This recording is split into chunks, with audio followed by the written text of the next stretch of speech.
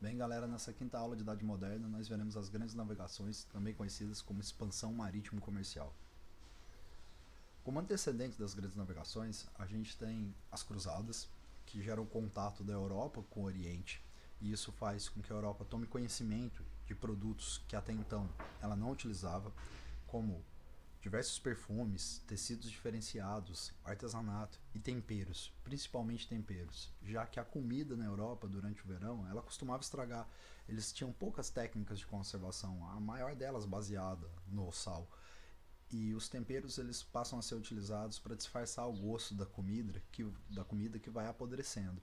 Renascimento urbano e comercial, que faz mudanças na prática econômica europeia, já que o valor de uso do produto perde importância diante do seu valor de troca. É um crescimento da importância do comércio isso. O comerciante começa a se destacar realmente como alguém que é a elite econômica da região.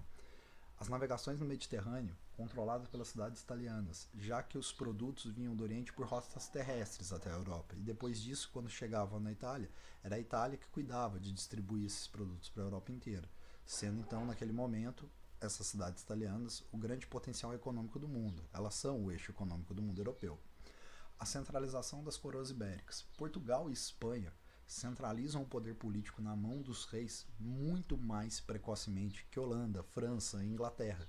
E isso faz com que esses reis, comandando o governo, possam organizar os investimentos da burguesia para o grande empreendimento tecnológico até, que são as grandes navegações. Então era preciso de um montante de dinheiro muito grande para conseguir fazer esse processo. E isso só é possível através da organização das monarquias, já que os burgueses, apesar de serem a classe que está ascendendo economicamente, nenhum deles poderia tocar um empreendimento desse sozinho. E as grandes navegações, na verdade, elas são uma necessidade, já que os temperos, que têm muito destaque, vêm da Índia por rota terrestre e passando na mão de diversos atravessadores, o que faz com que o preço chegue um absurdo na Europa. Então, Portugal e Espanha tentam chegar às Índias por uma rota marítima, acreditando que era possível chegar por uma rota marítima, devido à necessidade de conseguir esse produto mais barato, cortando os atravessadores do processo de compra e venda. E também o fato de que muito metal precioso saía da Europa e pouco metal precioso entrava. Numa ideia de balança comercial favorável, a Europa comprava muitos produtos do Oriente e vendia poucos para lá. Então, sai moeda da Europa e não entra moeda. E isso gera uma dificuldade econômica muito grande, porque nesse momento histórico, o dinheiro ele precisa ter um valor físico. Não se acredita num dinheiro feito de papel. É preciso que o dinheiro seja feito de metal precioso, ouro e prata. Então é preciso também acesso a metal precioso, que a Europa estava perdendo cada vez mais. Como eu disse, as grandes navegações são um empreendimento do Estado, mas elas são também um empreendimento tecnológico. É preciso desenvolver a tecnologia para atravessar o Oceano Atlântico, que era conhecido como o Mar Tenebroso, devido à maneira como ele apavorava os europeus. Então a gente vai ter o desenvolvimento das caravelas, esses barcos capazes de navegar no oceano aberto, um grande desenvolvimento da cartografia e algumas tecnologias que chegam à Europa, mas já tinham sido inventadas em outros lugares, como é o caso da bússola e do astrolábio noturno. Aqui a gente tem uma representação do que seria uma caravela. Esse barco maior, com velas colocadas de uma maneira a aproveitar melhor os ventos, nesse oceano aberto. Portugal é o primeiro país a partir para as grandes navegações. E os motivos do pioneirismo português são a centralização precoce do Estado. Portugal se torna um Estado centralizado, com um poder concentrado na mão da sua monarquia, destituindo os senhores feudais do poder local que eles exerciam e que machucava o poder do rei, muito antes dos outros países. Isso acontece em Portugal no século XII, o que gera uma paz interna, então gera uma profilidade da população, do comércio, da economia, se desenvolve uma burguesia mercantil. Portugal tem um acesso muito fácil ao Oceano Atlântico, é uma posição geográfica muito privilegiada e ela tem uma herança tecnológica moura, já que os mouros tinham invadido a Península Ibérica e eles eram um povo tecnologicamente com processos melhores que o povo europeu. E Portugal tem uma herança dessa cultura. Em 1383, depois de Portugal já estar centralizado, nós temos a morte do último rei da primeira dinastia portuguesa.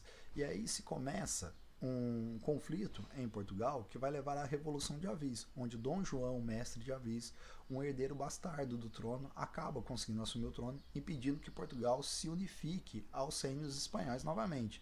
Então, na Revolução de Avis, fica muito claro uma união da monarquia portuguesa a partir dali com a burguesia, e é onde começa a se planejar o tal périplo africano, que é a tentativa de contornar a África para chegar às Índias. Esse processo começa em 1415 com a conquista de Ceuta, no norte da África. E a partir daí, os portugueses vão tentar contornar a África, mas isso vai levar muito, muito tempo. E eles vão construindo feitorias no litoral africano, que dão origem às colônias portuguesas na África.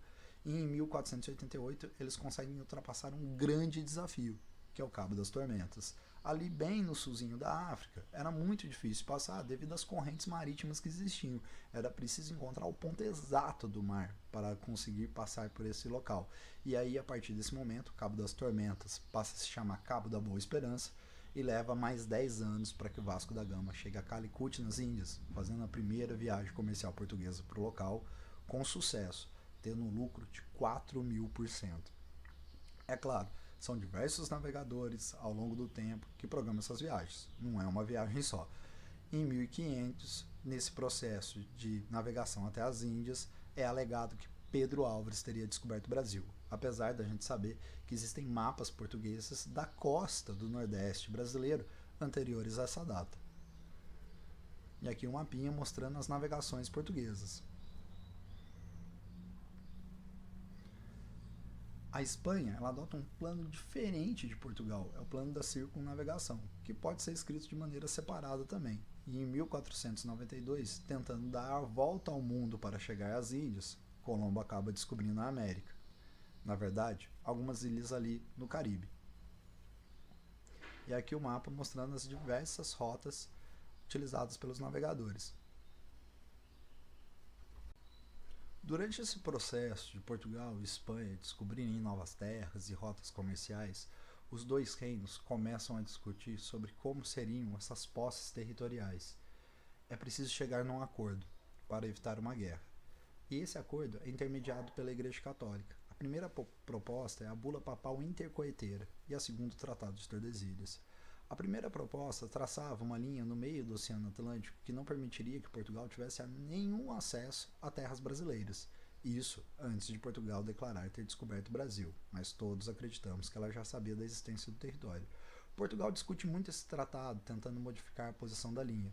É onde se chega ao Tratado de Tordesilhas, que permite que Portugal tenha acesso a parte do território brasileiro.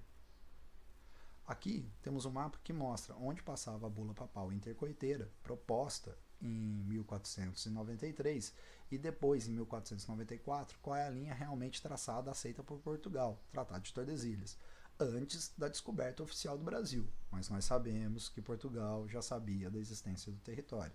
Essa linha do Tratado de Tordesilhas é muito conhecida da maior parte dos mapas colocados nos nossos livros didáticos, mas eles se esquecem de demonstrar muitas vezes essa outra linha.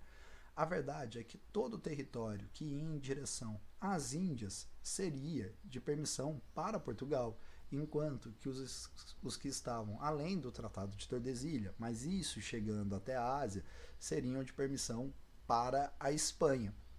Na verdade, esse mapa era coerente com a ideia dos dois planos adotados por esses países. Afinal, Portugal tentou o périplo africano, indo numa direção mais direta ao Oriente, enquanto que a Espanha adotou a ideia da circunnavegação, indo sempre mais para o oeste.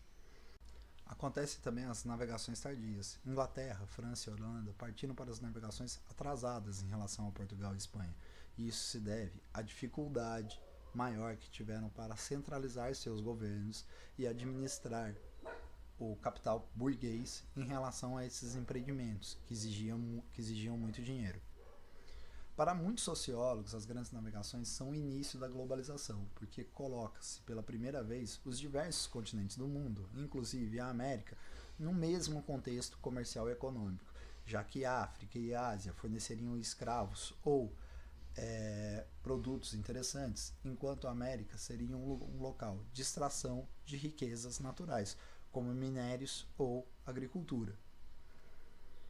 Também tem uma influência muito grande na literatura portuguesa, o que é muito comum que nossos alunos tenham nos exercícios de vestibulares pequenos excertos dos grandes escritores portugueses, como é o caso de Camões em Os Lusíadas, que é uma obra poética dedicada à ideia de Portugal conquistar o Oceano Atlântico e chegar até as Índias, e Fernando Pessoa, em seu único livro publicado em vida, Mensagem, que faz menção também aos grandes navegadores portugueses.